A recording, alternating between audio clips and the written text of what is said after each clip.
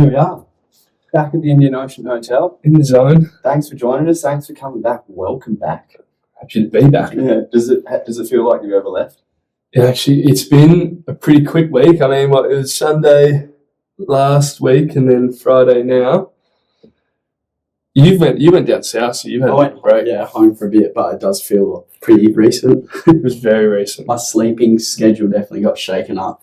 Yes. Yeah. No doubt. Yeah. So back, excited. I'm stoked to do a 2. It'll be fun doing a 2-nighter instead of a 3. 2 is just like a victory lap, really. It's Yeah. kind of just, 3 was solid. Yeah. And when we got lucky last weekend with the public holiday. Yeah. Wasn't It it? worked well. that was a good thing to be able to. We wouldn't have been able to do the Sunday if it wasn't a public holiday. That was kind of the Yeah. reason. So we should probably do one. Probably for yourselves and the punters, really. Yeah. It was everyone Yeah, it was was able to good. forget the next day Yeah. and really be there. Yeah. Get into it. So when you know that there's these shows coming up, you've sold, let's say we're last weekend, you've got 3 shows coming up, they're sold out. Where are you at? Does that motivate you? Are you like, wow, we're really on, this is a happening thing? It's pretty sick. It's nice not having to, when you start playing in a band, one of the main stresses isn't performing. It's like, is anyone going to come? And to be at the point where, we can put on a show and it's just more like you're excited because people are coming and you've got a show to put on. That's pretty cool. I mean, it doesn't go It's definitely a sick feeling. Like unnoticed or unappreciated by us to be able to play a show and like people are there. Like, for the weekend, it's like this would be fun. Like definitely motivating. You're like, this would be a solid innings. And then also like knowing that the first group of people who bought were like that Friday, Saturday, which means they're like you're the first of the first. So it's like it's pretty cool. Like the diehards. The diehards. when you do multiple shows, you can tell from the first show to the last show that the first show are the people who are on straight away, and then the last show are the people who are like, yeah, I'll go, but that's only after a few have sold out, and they're like the last ticket buyers. You could kind of tell a little bit, but it's still sick, and they're also like it's different shows. Like you got your die people or whatever, and then you've got the ones who are just like enjoy being around live music and just there to watch it, which is cool as well. Yeah, right. I mean, let's be honest, when you release a set of shows, you sell them out and then you're talking about releasing another set of shows because it went so well. Do you guys chat about that? Do you go, should we? Yeah. It's all like pretty it's pretty choreographed, isn't it? I mean, we had all choreographed, just like we just have like a basic chat of like how many do you reckon we can do, and then like put them up, see what interest we get, and then put holds on the next weekend. Yeah. So we sort of backed ourselves in to try and do 4, or like try and do at least 3. So like the first weekend, and then the Friday, and the next weekend. Then we'll just like see where it's at, and then we're able to do the Saturday, and then it made sense to do the Sunday on the first weekend. Yeah. So that was the last show added was the Sunday on the first weekend, which is kind of funny because it's like timeline wise it seems odd, but yeah. It was Friday, Saturday, and then the Sunday of the public holiday. But yeah, like there's an element of you kind of, but it's basically just put it up, and if it sells, you're like, okay, well, let's back it in and let's do another one. Roll with the punches. And then like, oh shit, let's do another one. And then, So it probably sold better than what I don't know. We were like, good, we had a hold on 5 shows, and like, if we can do 5, sick. If we do one weekend, it's still fun. Whatever it is, it's like apart from anything, it's really just coming back to the indie bar and playing some shows. I mean, we did. Yeah, 100%. This is where we started playing gigs. It's where we first got in front of like the Perth sort of scene and crowd, and we haven't played it for 2 years. And to come back and do it, it's like epic. And like to Marcus, who owns the joint, like is a legend, and just to be able to come back and immerse yourself in this kind of community is so good and important. I think for us, like it's just good pub rock place. It's just good like pub rock. It's an institution. Yeah, for sure. A lot of bands have cut their teeth here. Yeah, I think 100%. Personally, I feel like if you can sell one show out at the indie bar, you've got a really good local following. Yeah. It's a good metric. Being from the great southern of WA and Kojana, it's got to feel good to be able to come home to like your closest capital city, let's say, and prove it on, win money and show. Yeah. What's cool because you're kind of not sure what's going to happen. Like, and it's different thing to go from like a bigger show to like a smaller venue, but we always like it's so fun for us. Like it's as fun as any other show. Like all shows sort of become pretty equal, like in their way. Like doesn't matter how many people or what the venue is, or like often you'll find that they're just all different but all like equal in a sense. And indie bars like so fun every time we've played it, and like it kind of just gets funner, to be honest. It like has just progressively gotten louder, I reckon. It's gotten louder, and just even sitting up on the roof having a beer. And it's just a dirty, good place. Like it's just fun. Also, from a punter's point of view, I mean, like the last show we played was at Perth HPC, which is like cool and like big and stuff. But being in we don't feel like an arena band or whatever. So it's nice to be playing pub rock in a pub, and I feel like just for the people at the Like a show, nice low roof. keeps Everyone humble. it's pretty like you don't have to create any kind of vibe, so to speak. It's kind of already there. People are just sort of bouncing off. You want to be here, and if you don't, then fuck off. Yeah. Basically. Yeah, and you We're can just- tell them that if you like. We're just it's just like, and it's like don't over analyze it. Like just play a fun show. It's like you don't No need to theatrics bring in like a big bloody lighting rig or like do this and that. It's just like just play some songs and people love it. Some people love to sit up back and chat and like don't care what we're saying. It's like it's great. It's such a good way to do it because you just like the atmosphere is there, so you don't feel like you need to do anything. You just play. Whereas like when you're in certain like shows where it's bigger, sometimes it's very quiet in between songs. You're like, oh, like you Deafening. bring the crowd onto your side and stuff. Whereas like here, it's just fucking everyone's having a good time. Yeah. And so, like, let's compare right now. Let's say, like, full house Indian Ocean Hotel, as opposed to big crowd at, say, Lollapalooza, which was what, last year, 2025. Obviously, big stage Lollapalooza, option for a really big crowd.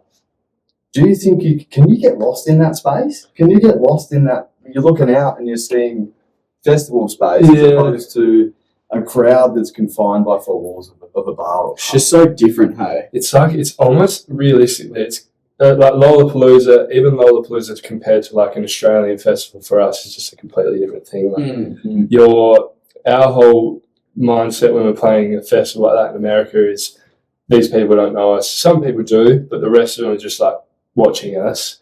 They're coming past. Let's try and put on a show and win them over and show them what we've got. And then you do a festival in Australia and you're like, okay, these people are here for it.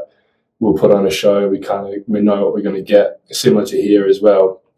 It's like this. It's amazing how many different shows there are as a band, because you have new markets when you're trying to prove yourself or get yourself out there. You're kind of like, I hope people like this, and you can go from that to then a month later come home and be like, I know that people have bought tickets and they know the songs. Like it's even festivals in Oz though, like it's pretty like often I tend to think that there's people hopefully there that know who we are, but then there's like a lot of people who don't. So it's always cool. Yeah, that's like a really thing that we love. Is like it's the old man saying like you just never know who's watching, which is like how you should being a punters band of like there's people there that like are there just because they've ended up there and have no idea who you are. So that's always fun. Like it's nice playing to people that for the first time. That's probably like one thing that I do froth and still do. Like just that thing of like going in and discovering a new band. Oh, and then you're like discovering a new crowd almost. It's sort of like on the other end of the thing. It's like kind of cool. I like it. No doubt. That's like the first UK and the first US stuff. I just frothed because I was like, no one knows who we are, which was probably a bit naive because I think most people who bought a ticket probably did. Were you nervous? Were you just thinking about it? Mate, the last American tour, we were like, I was mentally prepared for 10 people at every show and just being like, you can't expect anything when you go there. You're going to have to play the empty rooms, yada, yada. And then we sold out a few, but it was more just like, we just couldn't believe that every show was enough people that it was fun and it wasn't disheartening or whatever, which is never like, why is everyone here?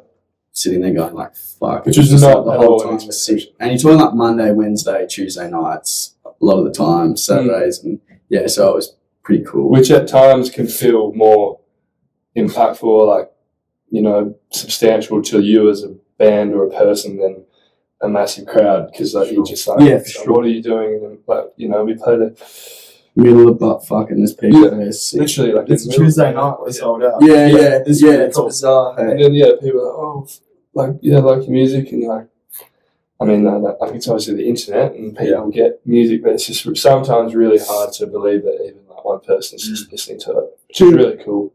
Turning it back, right? Like I Googled you guys. Yeah, Just to see what I have to say. yeah, These are the stats I got. Playing together live since 2017, or like really jamming properly since 2017. Yeah. I'm not sure if you guys know this stat, but since 2000, in the last 4 years, you guys have played over 100 shows. Oh, really? true.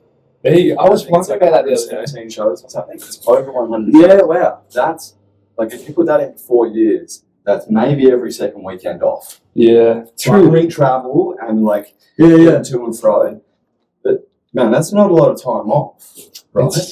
It's good. It's How sort do of you feel? Do you feel like you've been on tour for 4 years? it feels like we've done 300 shows. Yeah, I was gonna say, I don't know, it's a good question. It's When you're doing shows, like, fucking, you get to the fourth one, you're like, And you guys really are doing shows in every aspect. Like I've seen you personally, and through the magic of the internet, I've seen you guys rocking up in your high vis and your work here and setting up. I saw you guys last weekend proper setting up and loading in. Yeah. You know, there was no minions to help. Yeah. So we're pretty DIY with it. It's not number one, hard-working boys. You know, credit to you. And on the back of that, talk to me about this show down south that you guys quite literally put on yourselves. Like, I'm talking, you put the fencing up, you put the staging up, you organise the toilets, and you probably debriefed the bar staff. Yeah. Like, did you discuss it prior and go, this is how we're going to have to pull it off? Or was it like, no, this is how we want to do it? Well, we prayed for a couple of years, didn't we? yeah, I bought, like, I didn't buy it, but me and Dad were looking, I saw it on Marketplace, like this truck stage that someone was selling in Albany. And it was, I think Meta had been talking about, it was at the time Freo Arts, and we were talking about stages, and we'd gotten quotes for like getting a stage there, and which like that is like crazy expensive. And then this like truck stage came up, and I was like, that's pretty funny, like it's pretty sick. And then me and Dad was like, bugger it, like just because we're on the farm, like I was on the farm pretty like consistent at the time. I was like, the truck itself is worth 10 grand, like fuck it, like let's just buy it, and if we never used the stage, at least we can sell the truck for a bit. Like it was an 8-wheeler tandem axle, which is like a decent little farm truck. And we kind of like put it in the shed for like 2 years and parked the bus, like literally parked the bus with the thought for a bit. And then I really was like wanting to kind of use it. And then there was like the discussion about like properly using it. How you going? You're right. You're right. Thanks for filming. Are you guys in charge? Yes. Not somewhat. Yeah, but some The people. Lime white clothes in the fridge. legend, thank you. The other thing, I was told that we can give you guys a complimentary bottle of spirits on the house if you're nice, and by all accounts, you've been nice. So you guys want that? Yeah. What's your spirit of choice, boys? Vodka. Belvedere, if that's right. Belvedere? Yeah. Yeah. Right, easy. Do you want the bottle now and I'll stick it up here, or do you want it just after the make- show? Before, no. if that's right, Yeah, please. that's okay. I'll just go now. Yeah. Perfect. Yeah, and then if we could pretty please get like just some soda water jugs, and then if you have any dried ginger ale, that'd be Yeah, so like a jug of each? Yeah. Jugs of each? yeah, 2 of soda water, 1 of dried ginger ale, if that's Yeah. right, please. Thank you. Perfect. Thank you If so have any much. questions tonight, I'm the manager on duty. If there's any complaints, I'm Henry. find This is somebody David. else. Thank you very much. What's your name? I'm Rachel. Rachel, trust me. Thanks, mate. Thank you so Thank much for you. looking after us. Appreciate it. So end up with the truck, and then we parked the thought for like, I don't know, like a while. It was just sitting in the shed, and then Dave was kind of like, do you reckon the truck could actually do like, and I was like, oh yeah. I backed it in. It's a bit of a box of shit, but then we just, like, this footy club idea came up of like, it got to the point where Dunsborough Tavern were kind of sick of playing that over and over. It's like pretty shit sound, if you want to be honest, and great venue and stuff, like good people, but it's just like you get this thing where every night it was sold out. It's like we want to play to more people, and we feel like we're wasting our top like opportunity of like funnest shows ever. Like it's still you don't think that on the night. You're like, this is awesome, but like we definitely got to that, and we're like same with the Albany. It's like it's not quite like it's expensive to play and stuff. So like if we can try and like play to more people, then it makes it a lot more worthwhile and service like that regional sort of thing. And then Dunsborough Footy Club came up because we're like great location. Dunsborough Tavern couldn't do the car park, and we're like bugger it, let's just like approach the footy club. And They got the space. yeah, and like it worked out so well that Mark there, the president, shout out to Mark, had like worked at like he'd managed bars and done like a lot of stuff in that sort of realm. So they did the RSA for us, and basically the event like submission to the council, which was like a logistical head fuck, and then we sort of just did everything else, I guess, like set up, like organised toilets and that. We kind of was just kind of like, fuck it, let's like have a go and let's do something fun. Yeah. It's like not much to it. Worked pretty hard.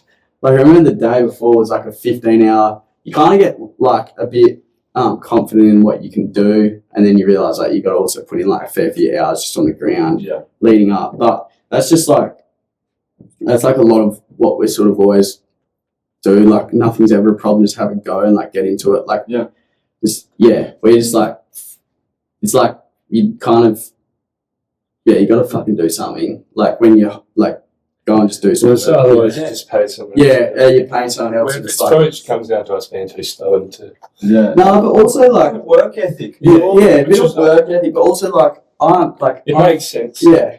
Well, we're like you're never good enough to pay someone to move your drum kit. You know, like that's kind of my theory with it. It's like just fucking get up there and do it yourself, because otherwise, like like if you're doing that early days, then it's going to be an interesting trajectory.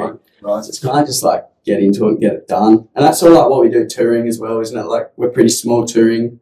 Like just up the bare minimum without trying to affect. Like you want to put on the best show possible, but you don't need to be like touring around a heap of people that you don't. Like it's expensive enough as it is to do it. Sure.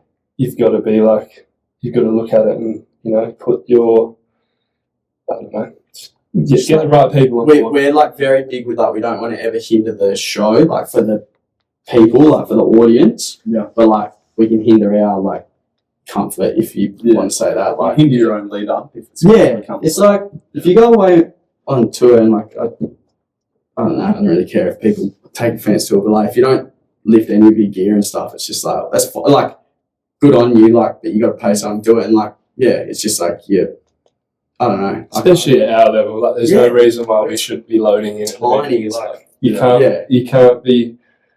can't come home after a tour and go, God, it's so tight. It's so hard to do anything and like get clear of any sort of, money making stuff if you're.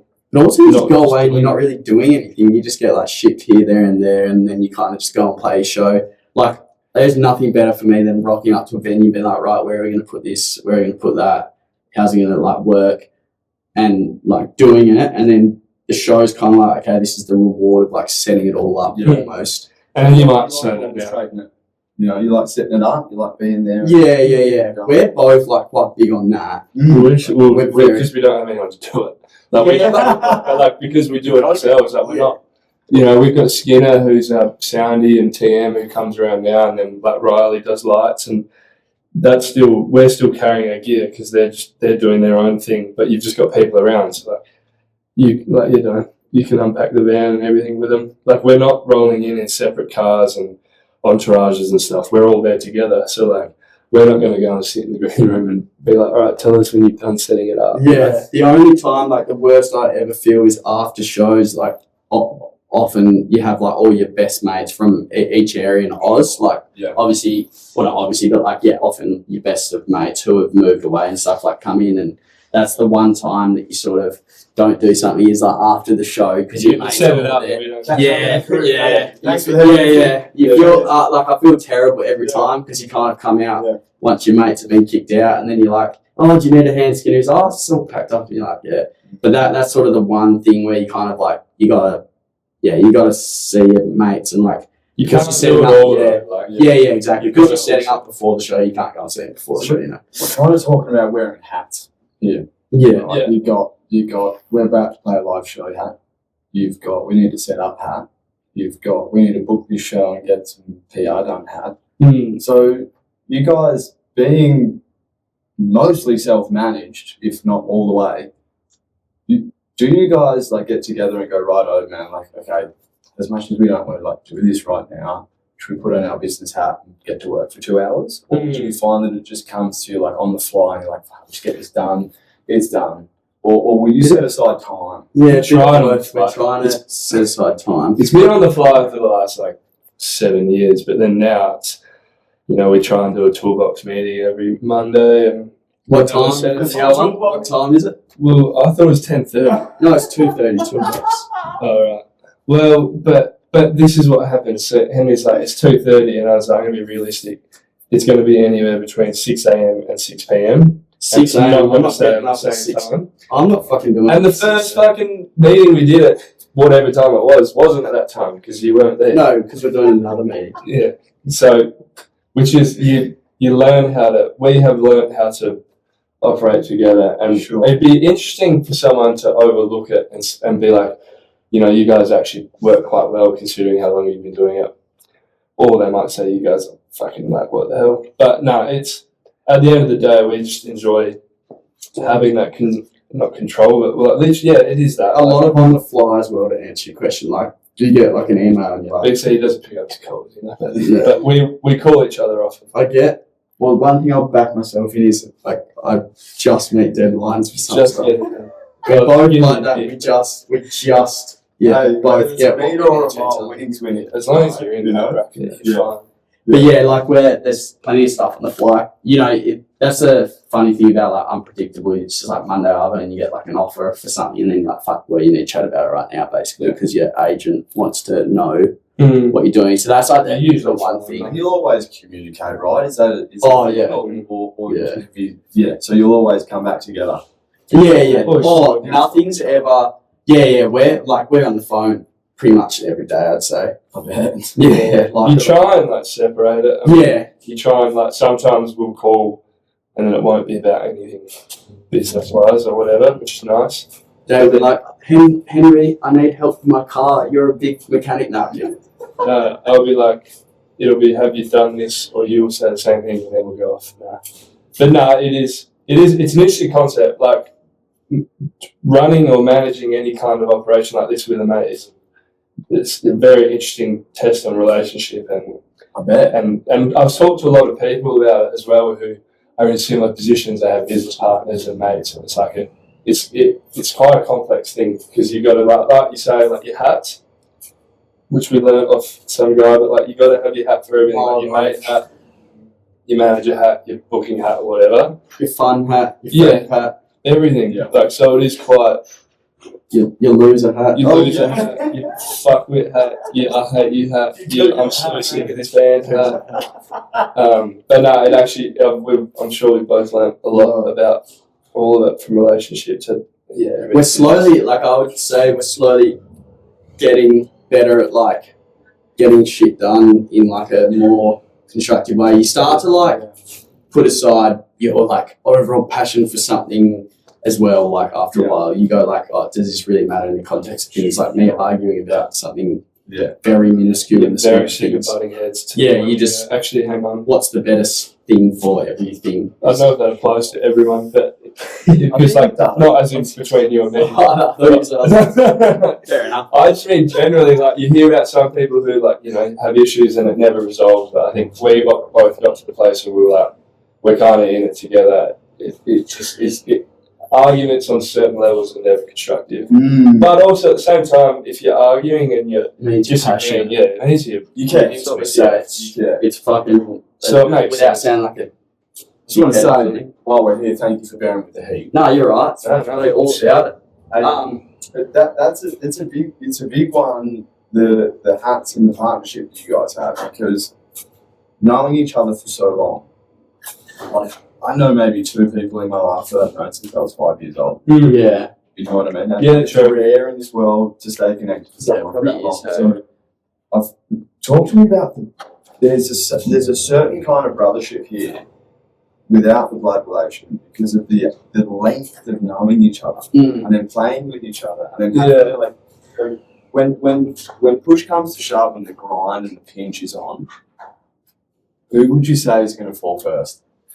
As in, like when there's still shit to be carried. Oh, there's that's stuff a good to be question. carried on. That's a good that question. is. And we're all tired. We've been up all night. I'm gonna go. This is bad for me to answer, but I'm gonna say you definitely throw the fucking thing. I would throw it. But I you'll have a work- smaller thread of like. Yeah, but you'll work hard. He'll work harder to that thing that he'll throw in, whereas I'll just be like a slow start. Well, Henry. One thing that really upsets me about Henry is that he does have a really, and it annoys me because I probably have a tendency to be not very patient, and sometimes when Henry is patient, it's annoying because I'm like, I'm not patient right now, but you aren't. Not that he's not patient, but he doesn't. My emotions will come outward, and then he just kind of, it's all internal. Yeah. But in saying that, Henry will sleep through things and have his own little ways of checking out, which I think we both do. Yeah. Especially when you're I tired. don't really sleep. I've got like severe sleep apnea, so You lie down, yeah, and snore. but I just like I'm out and gone. That is a good point. Like You can't must know each other well. Oh yeah, for You sure. know, I mean, obviously, but Yeah. you must be able to know where to give each other leeway. Yeah, You learn space. I think like it's people would even like we were a few years back. We were in Byron recording, and we went to the pub after a day of recording, and we're sitting there, and we're both just on our phones eating a meal for about an hour and a half. And I was like, if anyone's watching us right now, not like they would just look at us and go, "Who are these two humans? Why are you going to a pub and not talking to each other?" Yeah. It's just like. you still like. I mean, we're not going to sit at different tables, which we'll probably sometimes It's like, like to. you look at something on your phone, you go, "Oh, how sick's that?" Like Yeah. thing, like you're still there, but like after you're like in a room for 10 hours of the day, just like constantly talking. So you go and have dinner. It's like no one bar their like missus or their boy or partner spends like so much time together, and then you sit down and eat dinner. Even with the whole touring party, like you just learn how to exist together for such long periods of time, and you have like you can read the room when people are interacting, and that's when that might be the hour of conversing and having fun, and then it will. And then I just fucking love annoying yeah. people. That's just my thing on tour. Henry only likes being loud when everyone's had enough. Pissed off. You just gotta get in, like everyone's hungover in the van, and you just yell out road trip, and just let's go. Like Which everyone's on and ready to go. Come on. Henry might think that that's doing good for everyone, but there's a good chance it isn't.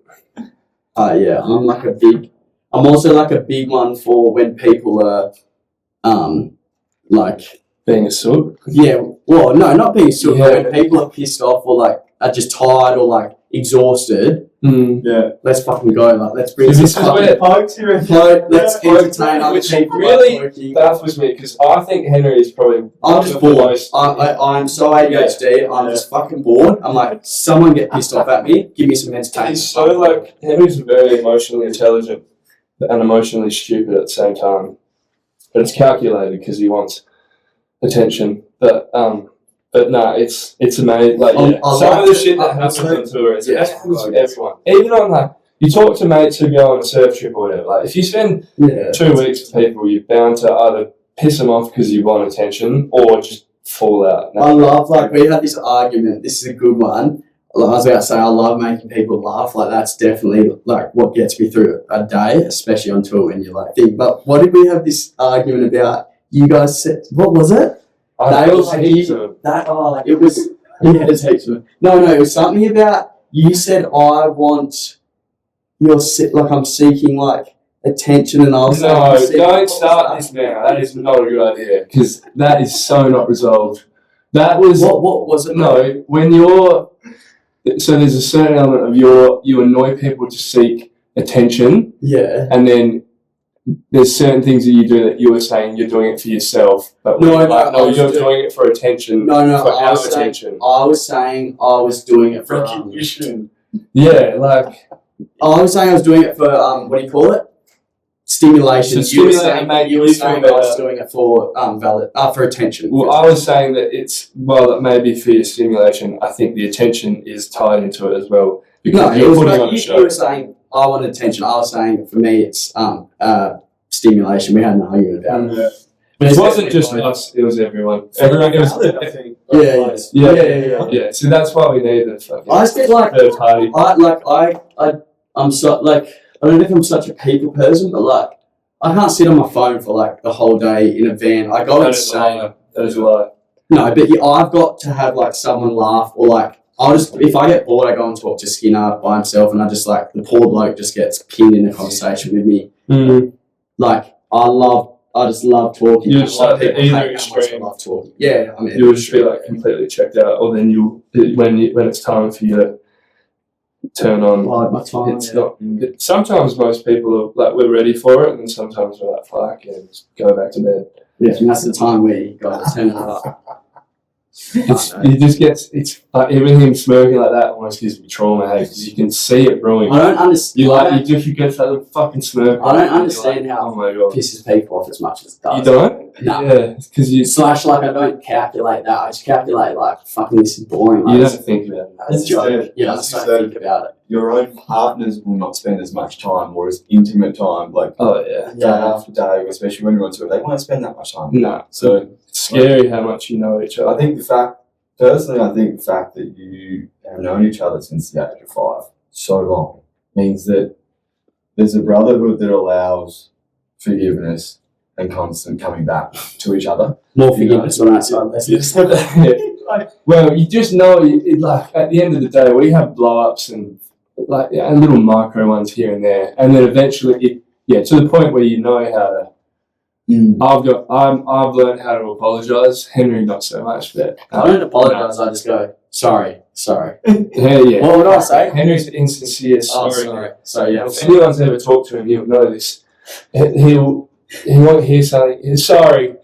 What was that? And it's like, fuck, man. Like, it's insane, and it makes him sound like a good. Not that he's a bad person, but it makes him sound so sincere when that's literally just him going, huh?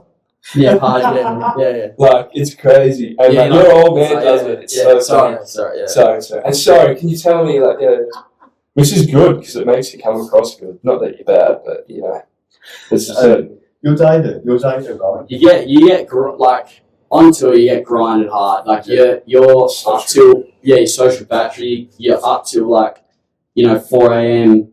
or like let's say 2 a.m. Then the next night you decide to have a big night. It's 4 a.m. Then the next night you have another big one. It's 3 a.m. Then you got to be at the airport at 7 a.m. So you get 3 hours sleep. And I'm sitting in a van next to him. So that's when the pinch is on. But yeah, and that's when that's when it's just like fuck it. That's when like you have your little micro things because Well, he's obviously going to be pissed off. I run off no sleep. Like I've got such bad sleep apnea that it just doesn't really affect me. I think that's a massive factor. I'm just fucking. It's gonna be great when you sort that out. Yeah. I'm just like wherever it is. I'm like I just look at each other. And I'm like look at everyone. Give me a smile, boys. Come on. Yeah. But sometimes it's good. When like someone's like don't laugh, and you start laughing. Sometimes it's like that, and I like it. And then sometimes it's like, well, you need to Shut up. you need to sort this out. Be quiet. It's pretty funny. Yeah. But it's good. At the end of the day, it's kind of If I didn't have that on tour, I wouldn't like touring. Yeah. I wouldn't do it. if No. it's serious, but like you're always gonna have some level of messing around and whatnot. Definitely. When you're on tour and like you've been touring for a long time now, whether there's been breaks in between or not. Number one, the songs that you're playing, be honest, do you get sick of them? And number two, when you're on the road, do new songs and ideas come to you and you try and bank them, or do you really put that on the back burner when you're going to put time aside to go, well, we're going to go back to the studio now and work on some new stuff? I mean, you definitely get. I'm sick of hearing some certain songs, but then you play them, and like if you've got people singing it's back to different. you can't be upset about that. It's so good, yeah. Even It's like very there's hard one to song in particular that I won't mention that I really don't.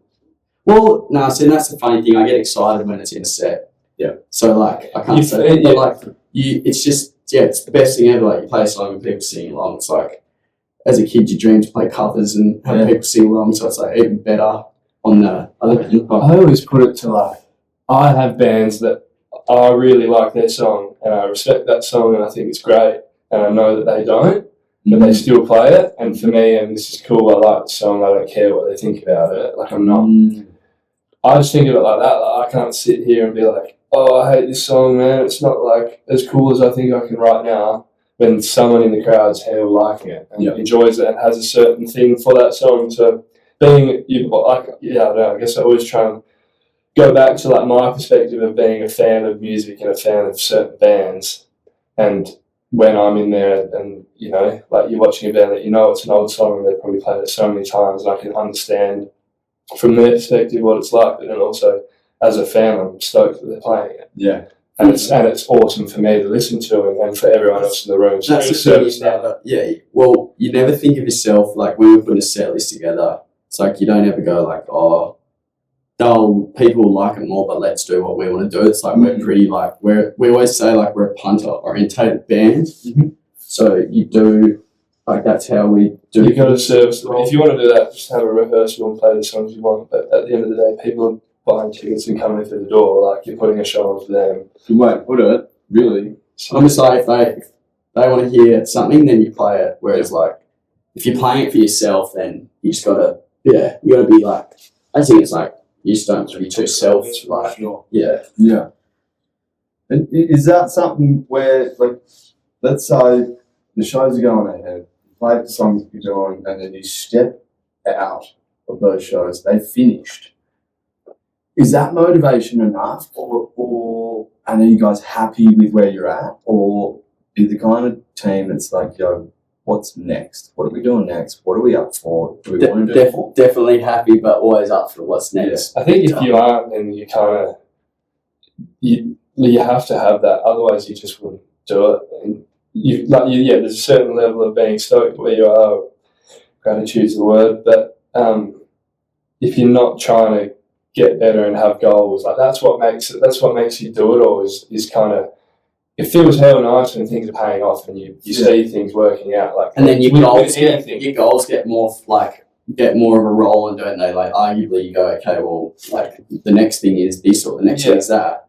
But like you still, I don't know, there's an element of like, there is like that cool thing of a lot of the time, like sweet, like I could happily like, I would never, but like I could happily like, I'm like super fulfilled. Like I remember playing Free Ice and being like, Dad got up and played a song. We played like to this sold out crowd, and I was like, shit. Like I think I'm close to like getting my ticker. Like if that's the highest point you got as a band, everyone would be stoked. Fuck yeah. So like you get that, but then it's always like, what's next? Like let's go, let's keep going, and so what's next? What's next is a lot of new music, and I guess we've got a heap of touring. We're like a lot of international touring this year. I mean, like you got a month in the US, and then we'll go back to Europe over summer, and UK, and then back to Australia for some more touring, and potentially US before Oz as well. Yeah. So you got an album coming out. So album's like probably not allowed to say, but like towards the back half of the year, I guess. Mm-hmm.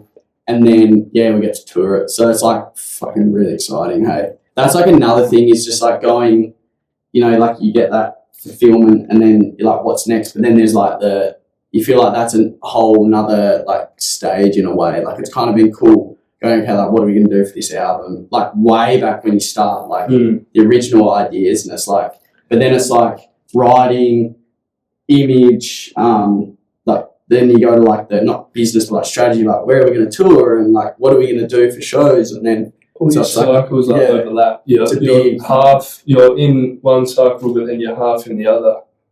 Like you're always in two sort of seasons of your band. Like we're still at the back end of album one, but mostly we've recorded most of that album before. We've recorded most of the second album before album one even came out. True, So you kind of like...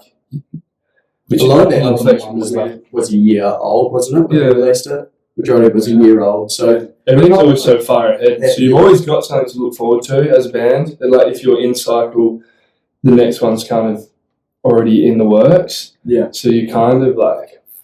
You also got to balance that and be like, don't look too far forward and enjoy what you're in at the moment, because that's what you're doing right now.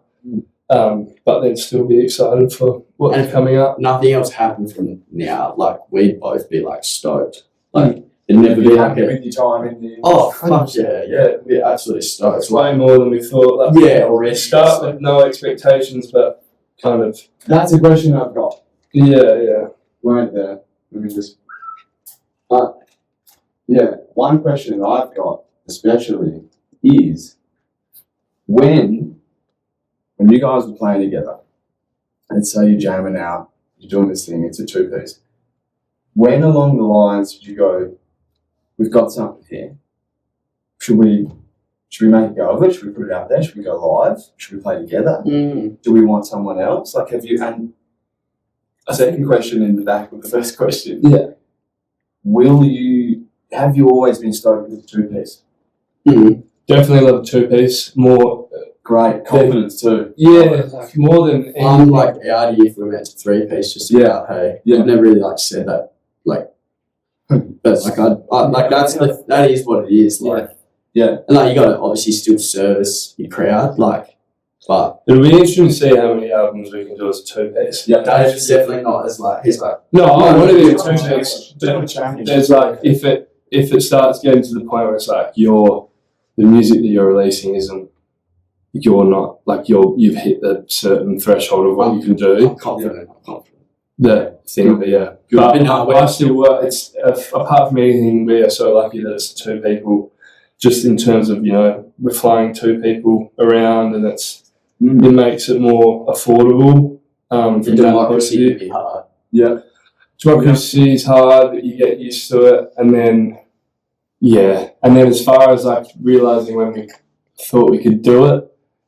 I think like you've got to have some certain kind of confidence in that what you're doing is going to do it. Like there was never a point where we were like this, we shouldn't, there's no way at all, but you're like, oh, it could be. And then that sort of gets closer from it could be to it is. Mm-hmm. And then, you sell out a show at Indie Bar, and then we tried the whole, touring over East, and like we were really lucky that people were coming out from the start in small capacities, like not, we didn't go over there and it was mega. It was just like we always have had people supporting us, which has been really nice. Yeah.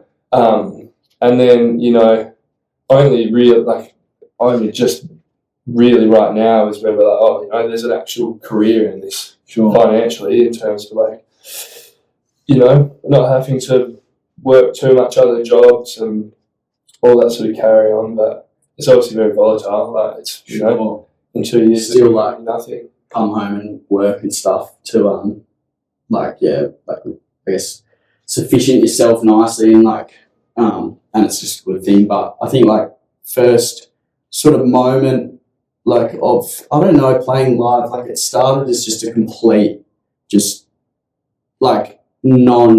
nothing attached to it. It was just like let's just like rock up and knock around. And then probably within, I feel like going back to 2J and I was like, I'll do this octave thing and like we'll get this bass channel and blah, blah, blah.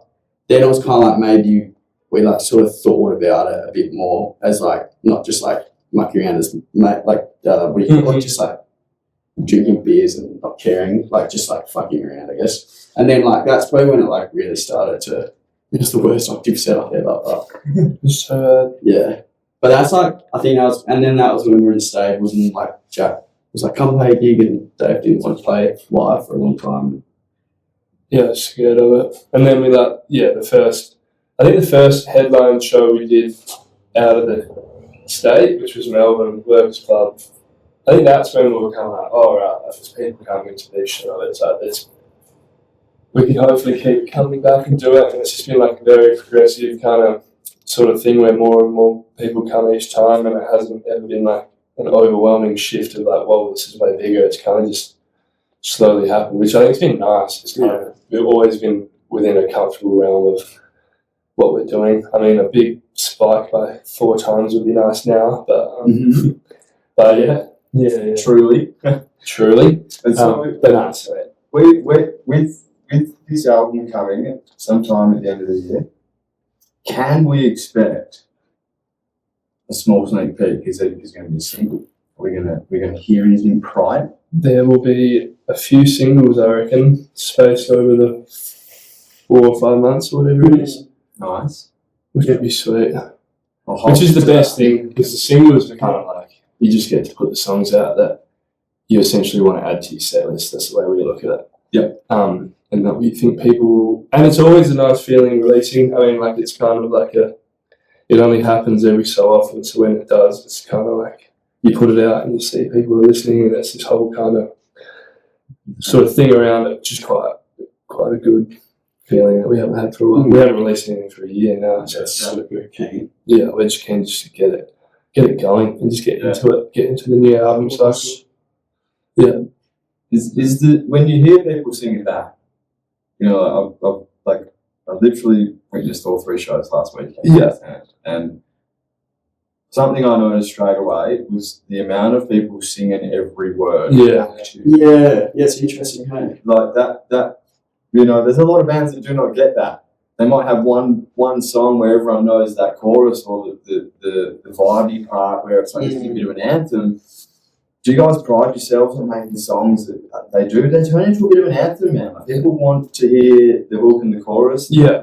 It's there and they're ready to chant it back at you. Yeah, that's the shit. Yeah. That's the whole thing being a 2-piece. Like we've got no lead or any other musical instruments holding anything up. So like our writing process is really picturing what the show is going to look like. Yeah. And servicing that in that, you know, we want people singing along and we want there to be good hooks and it has to be, you have to be able to play that song with a guitar and drums and singing in a crowd and it'd be good. Yeah. And people not sit there going like, fuck the hell, like the recording, this is kind of whack. Yeah. So that's like the line that you tread, which like into the conversation of how many albums can you do as a 2-piece. Realistically, like we can do we're doing 1.5 hour sets now as a 2-piece and people singing the whole time and no one's ever going like, you need another member.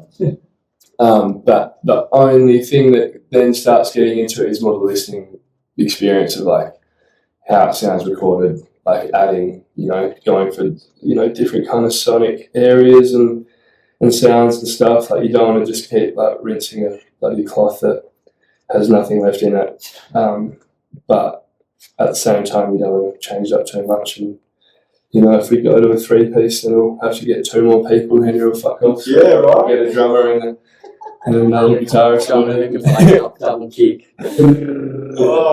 But no, I think, if we could, because as being 2 Black Keys fans, like, when Black Keys were a 2-piece and then now they've got 7 guitarists, it's kind of like, oh, but I don't know, we'll cross that. But at the moment, it's actually quite a nice challenge writing as a 2-piece because it really, like, you're servicing the melody and the lyrics, so to speak, and all that. So, which is a nice thing to think about. But it'd be pretty cool to just kind of mess around. Maybe one day we'll start like a wacky band just to get all that stuff out. Just side project. Having heard you live 3 times now, listened to you multiple times on recording, almost on high repeat. But I've never actually heard a tighter 2-piece. And Interesting. That's a genuine comment there. Like, I've never heard a 2-piece sound so full and rounded and have so much variance in the sound. That's good. That you walk inside and you go, there's only 2 of them. Yeah. And It's like a lot of people. that didn't change. And something I found personally was Friday night was really good. Saturday night was even better. Sunday night was my favourite set. Yeah, really? That's It was actually the tightest set. Yeah, sure. I think maybe, I don't know if you were more relaxed, not that you weren't on the first one, but it just I think that was the most drunk Sunday, yeah. It was also a little bit of give back. Like you were thanking the crowd, you were thanking the establishment. And so there was a little bit of interaction. Yeah. And then to go from so personable chatting to rocking out a song that sounds so full with just 2 people there, like nothing needs to change. Yeah. I often, it's funny, like in a I just back it in. Like it's such a The 2-piece live is so fun. it's such a cool thing to watch. Watch that sort of a thing. It would be a lose it a different lot. thing. Yeah. The only way you could do it is if you had every fan possible in the world and then you just like add some more people because you're writing different songs. But as far as like being a band we're getting unearthed to new people every day, it's such a sick thing to be like, we're a 2-piece, we don't play the backing tracks. This is kind of what we do. It's a nice little set. You got a lot of room with pedals nowadays, which is pretty sick as well. So definitely won't be on the track, but Yeah. we'll try as many different pedal variations and random sounds before The whole universe to explore. yeah, which is all again like the kind of exciting thing, like going into this album's done, the one beyond that, where like I'm actually getting guitar lessons to like learn notes and stuff. Because I don't know fuck all. Yeah. Like I know I can basically I'm maxed out of what I can do on a guitar now, and I've been too lazy to learn. So I'm like Riley, who's our lighting guy, he's like a weapon. He's like teaching me some stuff. Which is like good, like I need to do it. album is featuring Riley. Yeah, appreciating all Riley's input. But just like learning how to make use of like the bass pedal, and like people pick up my guitar and play on our rig and play cool stuff, and I'm like, what are you doing? Like that's awesome. And they're like, it's just this thing like that. I'm like, no. So I'm keen to start doing more guitar lessons, which would be good. I'm looking forward to it. Yeah. Boys. Yeah. Look, thank you for spending this time with us. It's kind of good because it's sort of like the whole sweat interrogation thing. We are sweating it out here, and honestly, I thank you for the time. I know you're busy lads, and No worries at all, mate. thank you for the show. Mate, I'm thank looking you. forward to this weekend. Yeah, be good. Drink a beer or 7. Yeah, and good luck in the US. We'll see you on the other side, Yeah. and I'm sure there's going to be a lot of people looking out It'll at the end of the year. be me. Couple of singles on the way through. Couple of singles very soon. Thanks for listening. Hey, really appreciate it. Cheers, brother. Thank you, man. Thank you, sir.